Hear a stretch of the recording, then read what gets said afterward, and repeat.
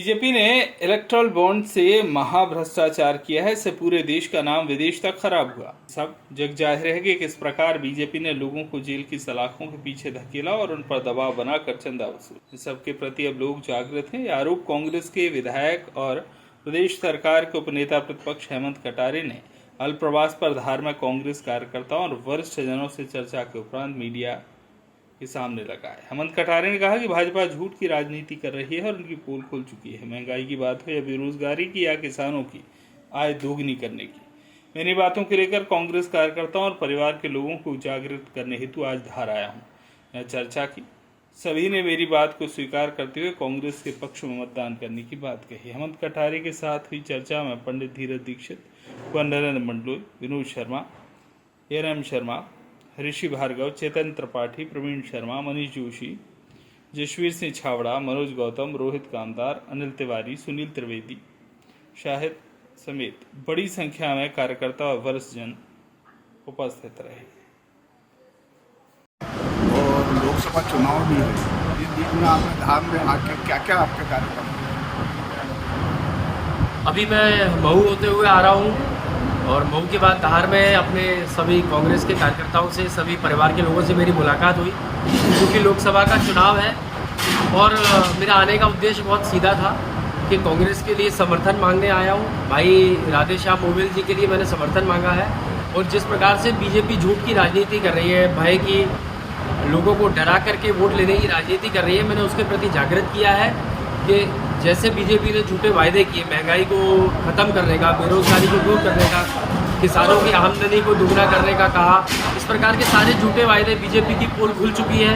और जो electoral bond जैसा महाभ्रष्टाचार हुआ, जिससे पूरे देश का नाम विदेशों में तक खराब हुआ और सब जग जाहिर है किस प्रकार से पार्टियों ने बीजेपी ने चंदा वसूला, लोगों को जेल की सलाखों के पीछे भेज करके, दबाव दिखा करके। मैं समझता हूँ इन सभी चीज़ों के प्रति लोग जागरूक हैं और सबने आश्वासन दिया है कि धार लोकसभा से कांग्रेस की जीत होगी।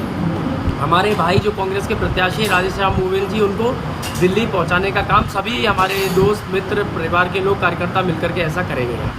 कटारे जी, मैं आपसे एक बात और प्रश्न पूछना चाहूँगा कि जैसे कि परसेंटेज पर बीजेपी बोल रही है कि अधिक परसेंटेज आया तो हम लोग जीत जाएंगे, तो कम परसेंट आया तो कांग्रेस जीतेगी। तो आज की हालत ये है कि जहाँ के पूरा जिला प्रशासन जो है लोगों से मतदान का प्रतिशत बढ़ाने की अपील करके गांव-गांव जा रहा है, क्या कहना चाहेंगे? देखिए, मतदान तो ज़्यादा से ज़्यादा होना चाहिए, ये तो मैं समझता हूँ हमारी भी अपील है, लेकिन क्यों आप भी इस चीज़ को समझिए, क्यों मतदान का प्रतिशत इतना कम हो गया है? पिछली बार की तुलना में कई सीटों पे 12-12, 15-15% की गिरावट आई है, 1 या 2% नहीं है। तो सब मेरा मानना है इसमें, जो मैंने अपने लोगों से चर्चा करी, जो मीडिया के मित्रों से चर्चा करी, कार्यकर्ताओं में और आम जनों में बीजेपी के प्रति नाराज़गी है। लोग बीजेपी से नाराज़ होकर के वोट करने नहीं जा रहे हैं और नोटा पे भी वोट करने के लिए कई लोग मजबूर हैं।